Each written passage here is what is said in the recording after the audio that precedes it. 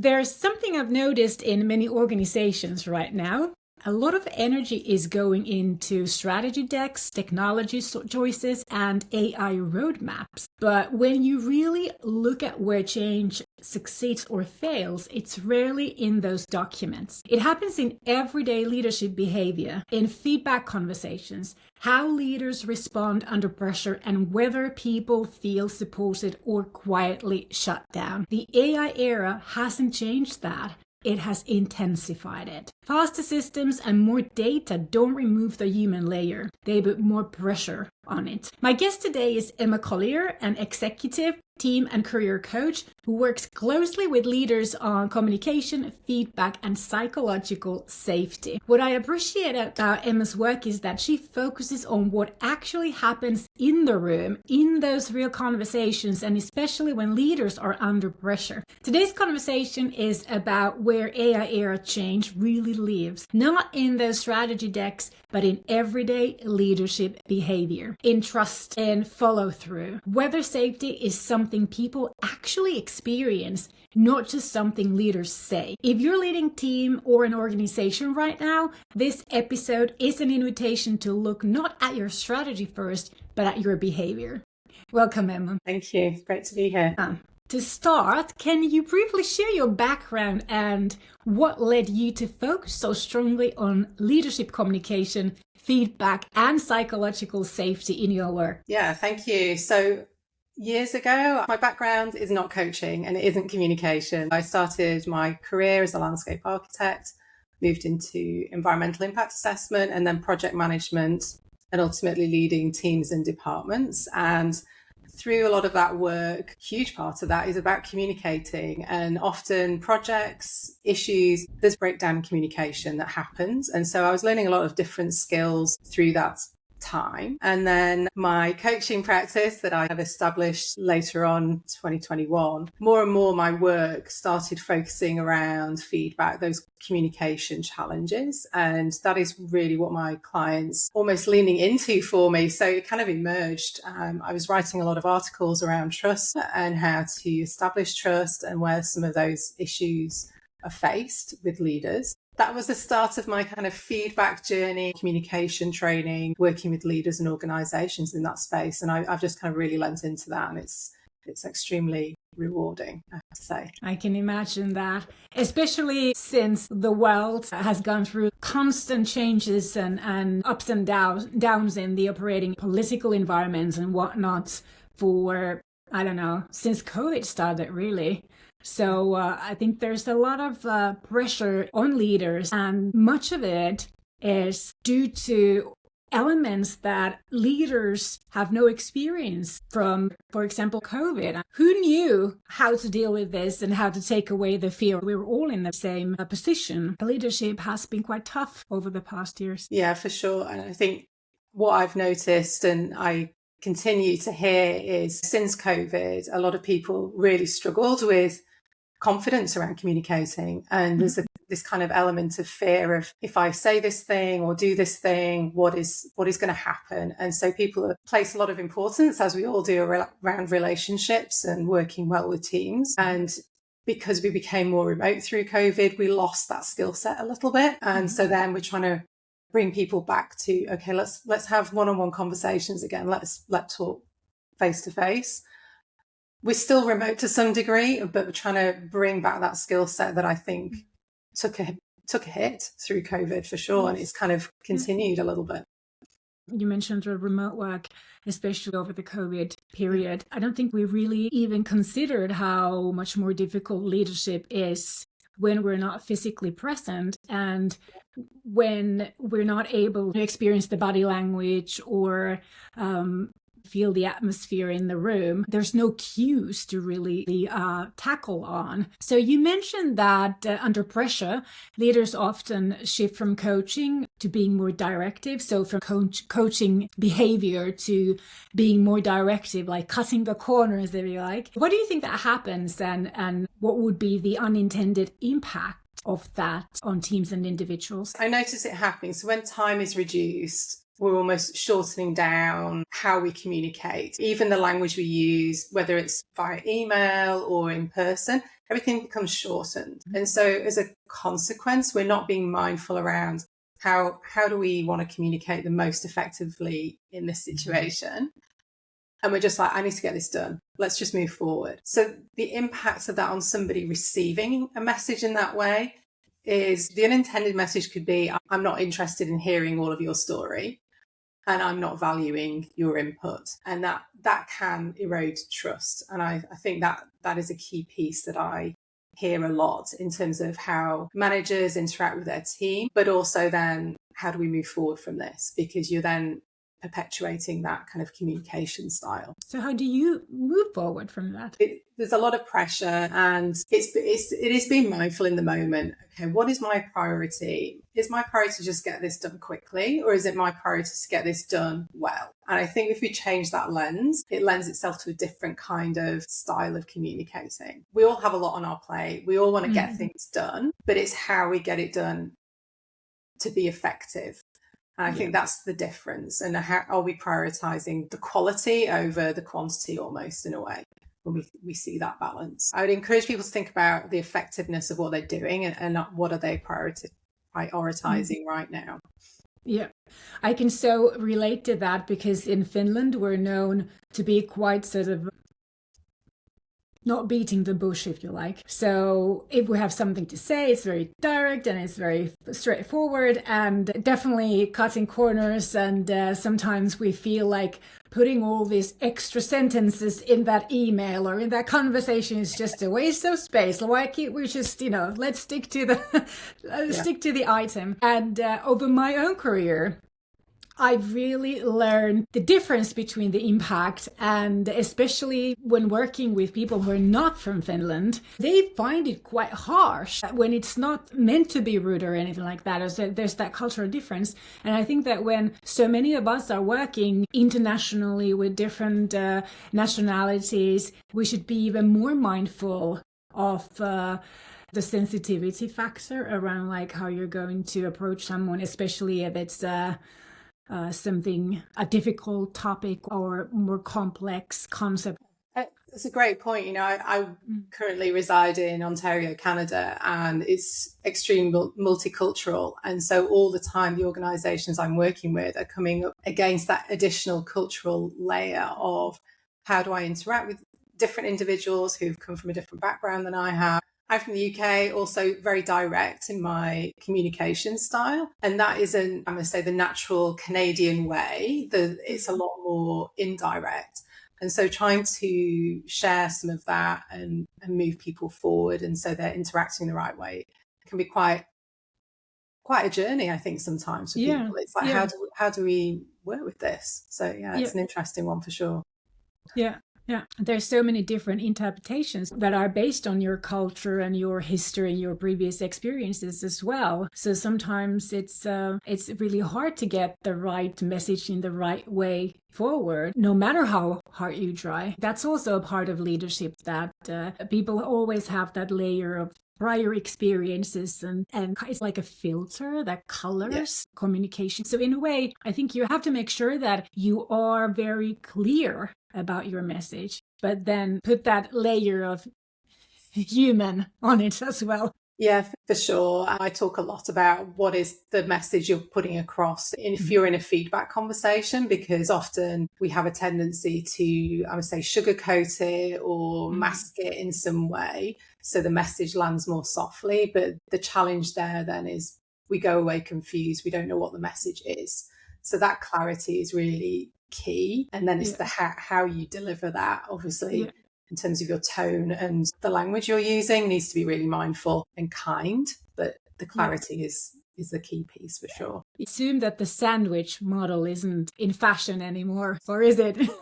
No, I don't. Yeah, I often get asked about that. And no, sandwich model, no, not really, because again, you're losing the message. When I'm talking about feedback specifically, it's yes, you can lead with, this is my intention. My intention is to help you get better at this thing. My intention is to help you, support you. But here's what I want you to work on. And this is what I'm recommending. So you're not losing the impact with a, hey, you were great at this. This needs to improve.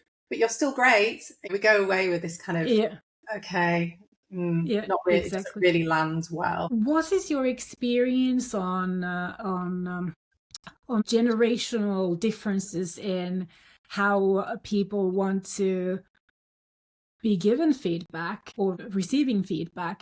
Have you noticed that there's differences in how the younger generations prefer to get the feedback? So I'm going to say sometimes, not always. I guess I see more of the cultural differences standing out. I'd say sometimes for the older generation, I'm including myself in that, we appreciate the very direct feedback. But I'm going to say we've been in the work environment a lot longer. And so we know how to deal with feedback. We know how to receive it. And we're not always going to take it as personally as maybe for me. If I'd have been given feedback earlier on in my career, I would have taken that like a personal criticism. I would have taken it on board. It would have been a hard message. So I think realizing that those who are very new in the workforce have never had feedback on what they're doing, are likely going to struggle more with constructive feedback than somebody who's more seasoned.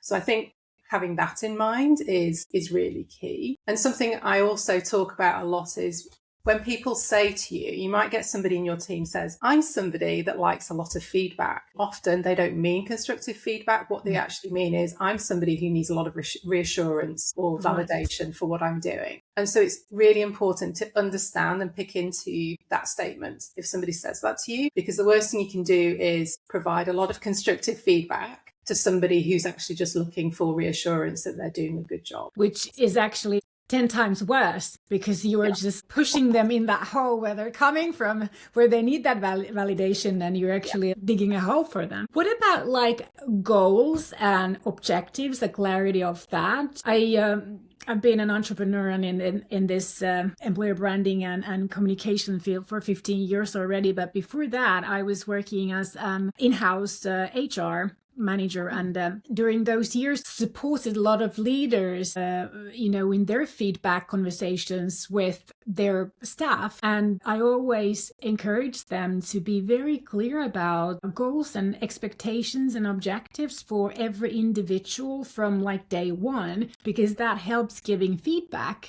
Because first you discuss what you expect, and then you can give feedback. Like, do you remember when we talked about this and you're not quite there, and can I help you? What's your like take on the challenges that leaders have about giving feedback? Is it more about like how to clarify your thoughts and that feedback, or is it more about that the expectations have not been set properly, and then there's that disparity between I have this expectation for you which I never told you, and you're not meeting it, so that's why I'm unhappy, and the other one thinks they've not said to me I'm not doing good, so I must be doing the right thing. I think I hear both. I hear from team members, I don't know what the expectations are of me. I don't know what I'm aiming for. That comes up not as often, I'm going to say, but it can do. And so then it becomes really difficult to have any kind of conversation about performance, because you don't know what you're starting with. There is no baseline. And so encouraging leaders to get better at thinking through what is your vision here? What are your expectations? What are you setting out for your team in terms of what you need from them? So you need that clarity up front. And then just the other piece then, again, I hear a lot is the fear of providing feedback and it not going down well and somebody being upset. And so ultimately somebody as a leader doesn't want to provide the feedback because they're fearful of damaging that relationship, or they're fearful of what might happen next, or they don't know how to do it. It's like, I need to provide this feedback. I want to do it, but I'm just not sure how to structure the conversation. So again, there's kind of avoiding that conversation, and then the issue escalates over time and gets bigger.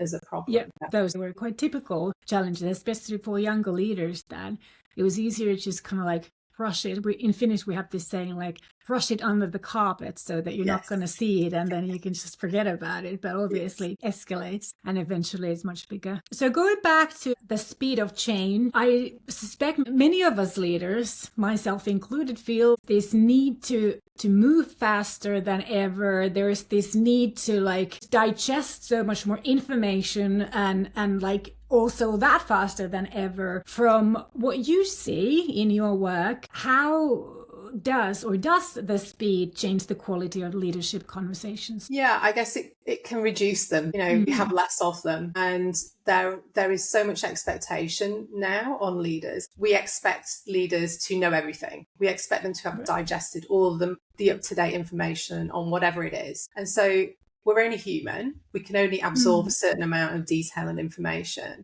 So then it becomes this really odd kind of juggling act of how much can I absorb and get away with absorbing, and how much time can I realistically put aside for having these quality conversations. So everything tends to get squeezed down a little bit. But I do feel that the expectations we have now on leaders are just way over the top. And that puts a new kind of pressure on those interactions. I was just thinking, as we are expected to digest so much more than before, and I would even suspect that sometimes as a leader, you may just want to push or try to get away from not having those feedback conversations, because you may also fear if there is going to be some negative feedback to your way. And it's like, I just can't handle that too. So have you had that kind of experiences with your clients? Yeah, I'd say, I guess I've been lucky enough to work with some great organisations. So most of the leaders I work with are really open to feedback and want that, and they want to improve.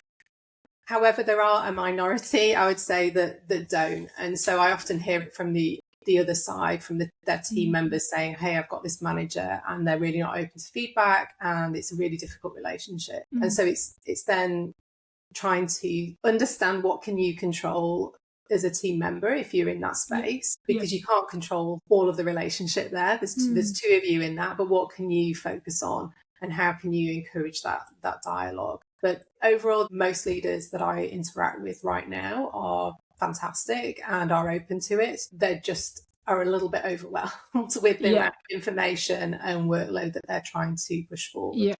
Talking about the teams, what kind of expectations teams and individuals have today from the feedback that they receive, and has that changed during this period and before COVID, for example? I think it's an interesting reflection. I feel like people want more feedback. So they want more and more of these conversations. There's an expectation that these will happen. And more seasoned individuals in the workforce, and I'm including myself, might not have got that much feedback in your day-to-day. So you maybe have a conversation once a month with a leader, or maybe even once a quarter about your career development. But the expectation now is it's a continuous conversation. And I don't think there's a right or wrong here. It's just, I feel it's evolved. So I think, again, that expectation on, I want to have that conversation with my leader, I expect them to have that conversation with me, is there. And it's different than it was, say, 15, 20 years ago. Yeah. So I think that has definitely shifted, I believe. So there is a conflict then, that the people want more feedback, more of that validation, more reassurance, more just sort of the psychological safety that regardless of what's happening outside this organization, we're good. And then leaders are overwhelmed already as it is and prefer to keep it to once a month or once a quarter. Would that be a correct interpretation of the situation? Yeah, I think so. Conversations, daily check-ins, all those kind of things are really great. I think there is also the argument sometimes we don't have any feedback.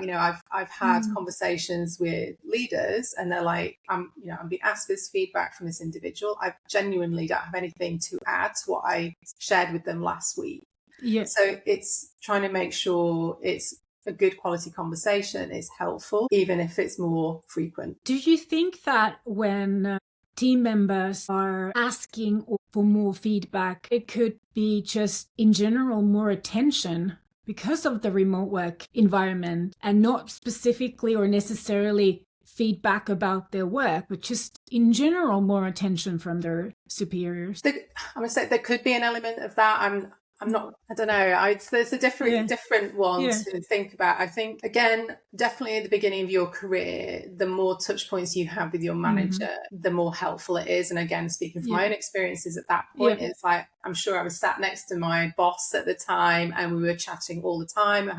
So you're getting feedback without formalizing it and saying this is Yeah. feedback. Yeah. So I think the remote working definitely creates more of a barrier to those informal conversations that you have all the time if you were sat next to somebody. And so you then end up having to kind of more formalize those discussions, even if you don't want to, just by the fact they're on a screen. And it's like, okay, well, I'm just booking some time with you and let's do that. So it becomes more of a something you have to schedule in rather than something you might just do informally because you're sat close to somebody. My assumption is there is an element like that because of the remote work, because we're not in the same room all the time, where it's easy to give that pat on the back or like, oh, that looks really good, or just like a quick comment makes you feel like I'm making right decisions in my work and or approaching something the right way. In a way, it makes me think that maybe there is that element that it doesn't necessarily have to be a heavy feedback session, but that's how it ends up because we are now lacking those daily, tiny moments, micro moments where we are sharing that feeling of we're doing good, we have a good relationship, they're paying attention to me, I'm giving a thumbs up or whatever, tiny things. Because I think that feedback is not... It's not only about the work that you do, but also about the relationship with your boss. Like, are we good or are we not? So I think that element might be missing if everyone's working in different locations.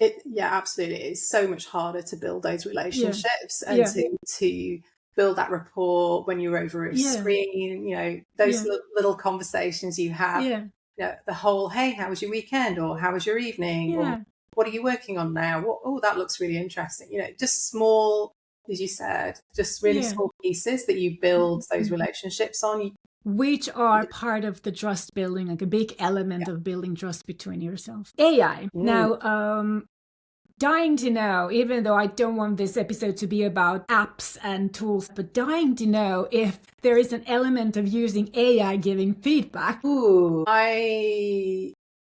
I'm going to share in my own creation of courses and training. I use AI to help formulate ideas and, scenarios, that kind of thing. I've not used it directly in feedback, but I think there is an opportunity, for people to go into like chat or Perplexity if they're trying to think about question would be, how do I frame a feedback conversation with a member of my team? Or give me a feedback framework that I can use to formulate and organize my feedback conversation. And that would be a really easy way to use that tool to help you set out what you want to do and then come up with some different scenarios in there also. That's a really good one, especially when you have to give difficult feedback. It's not easy, even though you try to talk about the subject. It doesn't necessarily stay objective. That's a really good comment on using it as your planning tool, how to approach this topic in a manner that isn't going to hurt their feelings and I'm going to be sensitive and so on. So for that's a good one. Do you think that the feedback conversations will change as AI provides us with more data and even insights for feedback conversations? Using the tool to help plan, maybe we get better at framing the conversations, get better at thinking about how we want to have them, and maybe we're going to do more of them because that gives us a bit of confidence and courage going into them. But I think the bare bones of a conversation is still two humans talking to each other, and we never know what direction that's going to go in. So we're responding in the moment. I don't think we're going to lose that human element. We just might use tools to help us plan for those conversations and how we want to respond. Do you see any risks in the feedback conversation world colliding with AI? I guess, does it come, question, I'm just thinking, does it become too formulaic? If somebody's got a script in front of them reading that and then someone else is providing a scripted response, do we lose that human element? But I think there is still emotion in there, which is human. You can't manufacture that or create that as such. Or maybe that's my naivety around AI. But in terms of how we respond and that feeling that we have when we receive the feedback and even when we're delivering it, that sometimes there's a level of anxiety around doing it. We're not going to lose that. And so that flows out in our tone, in our body language, how we respond to other people. That is still integral to who we are. So I think, yes, there's a chance that somebody might sit there with a script and say, this is your feedback and frame it in that way. obviously try and avoid that and make it more human, but I think we're still not going to lose the real who we are in those conversations. Yeah. In your experience, what is or what are the biggest fears or fears of leaders that they connect with giving feedback today? What do they really struggle with? It tends to come down to 2 or 3 things. I think the main one is fear of how the other person is going to react. Are they going to be upset? I don't want them to be upset. I often hear, I don't want to damage the relationship. Maybe you've even been in the same team together. You're now managing that person in that team. And so that relationship is really important to you. And that dynamic is now different. So there's a lot of sensitivity around, I don't want to damage that relationship and I don't know how to have that conversation without that happening. So I'm not going to have that conversation at all. That's the biggest one.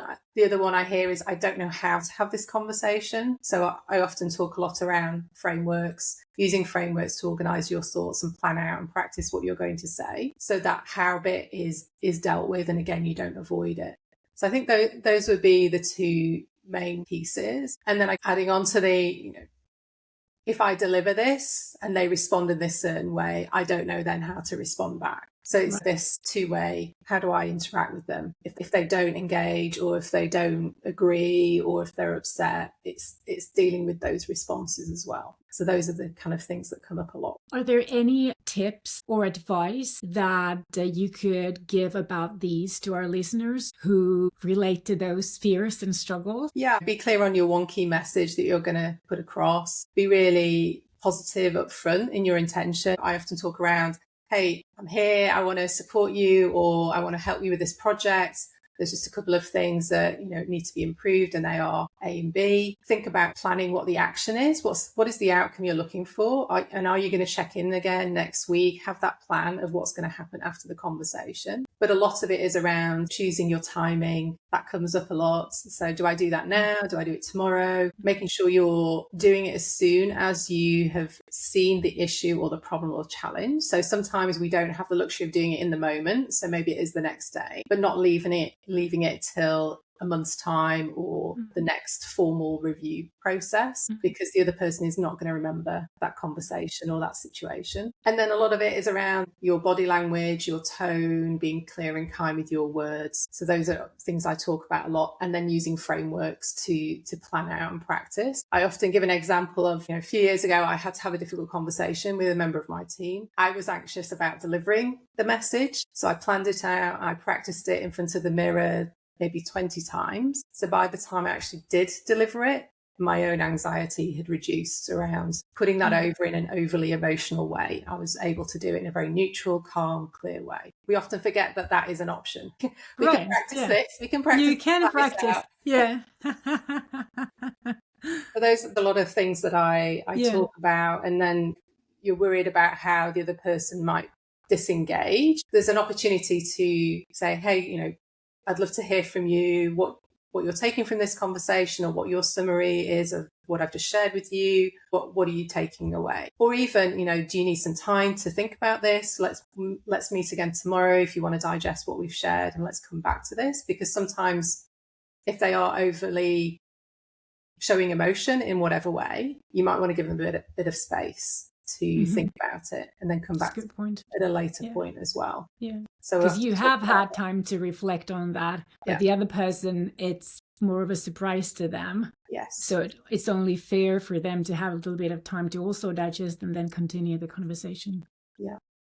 So that is one thing I often talk about, is a bit of space so that the other person can think about what it is. We talked about trust a little bit earlier, but I feel like a lot of what you were saying boils down to building trust between the leader and their team members. Is this something that leaders in your experience have realized how important it is, and do they know how to do it? Great question. Do they know how to do it? So I think, yes, most leaders get it in terms of, I need to build trust with my team. They've often been put in a leadership position because they've demonstrated a lot of those skills around building rapport, building relationships with others, and they're really good at it.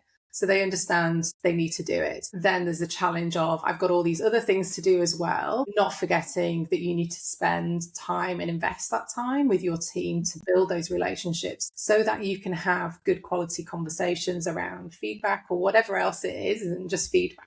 All those small interactions and that time invested is going to make that a great two-way relationship. I do see it when there's some people who have been promoted into a position, they don't necessarily value the relationship, they're very task focused. And that's when you see relationships break down a little bit more because the trust isn't there from the outset. And so it's much harder then to have a difficult conversation with somebody because the belief is, well, you don't have my best interests at heart. You're not on my side. It's dealing with that. It's the same thing in any relationship, really, that you're not going to be vulnerable if you fear that you're going to be backstabbed. So the time to invest in a relationship is in the workplace is also very important, especially, and it's a leader responsibility, I would say. It's the kind of the same thing, and it's a parent's responsibility to build trust with their kids. Yeah, for sure. And I often talk about there's been studies done, I'm sure you may be familiar with this as well, around positive to negative feedback. To have a high performing team, there needs to be at least 5 positive interactions to 1 negative interaction. So if that balance is less, you're going to have a neutral kind of performing team, a medium performing team, and at worst it's going to be a poorly performing team if that switch has gone the other way. So I think that's always a bit of a shock when I share that for people. They're like, wow, that's a lot. And it is. It is. So what do you give them as advice, how to turn it into that 5-1 instead of 1-5 or something? I think just encouraging people, if they're like, I don't know where to start with this, okay, think of your interaction tomorrow with a member of your team. What could you share with them that you genuinely are impressed with or has gone well, or was it a positive interaction? Maybe they dealt with a client really well and you just want to say, hey, I really liked how you dealt with that client. That's all it needs to be. It doesn't need to be a big celebration moment, but just those positive interactions add up. And I think you've got to start somewhere. And I think don't try and do all of it. Just start practicing and adding bit by bit, and then it becomes more natural. An entrepreneur, a friend of mine, was like 20 years in an executive leadership role in another company before he set up his own business. And he used to say that he has this goal that every day he says at least 3 positive things that are specifically targeted to individuals about them. And he seemed to keep score about it so that he really remembered it. And I think that, as you said, it's really a small thing to say that you did good at that. I really like how you put that. Anything small, as long as you make it a permanent habit, and it would be easy to do it if you need to remember to do 3 things. What are those 3 positive comments to somebody today? And keep a little scorecard for yourself. It doesn't have to be that big. I like that.